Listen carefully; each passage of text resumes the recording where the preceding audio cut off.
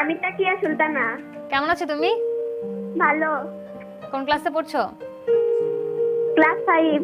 Class 5। বাহ, আমাদের খুব ছোট্ট একজন বন্ধু। কোন বিভাগ পছন্দ বলো? খেলার মাঠ। খেলার মাঠ। কি খেলা পছন্দ তোমার? ক্রিকেট। ক্রিকেট। বাহ, ঠিক আছে। প্রথম প্রশ্ন করছি তোমাকে খেলার মাঠ থেকে। টেস্টে বাংলাদেশের সর্বোচ্চ উইকেট পাওয়া বোলার কে? অপশন ক মাশরাফি বিন মুর্তজা, অপশন খ মোহাম্মদ রফিক, অপশন গ সাকিব আল হাসান। বলো। সাকিব আল হাসান।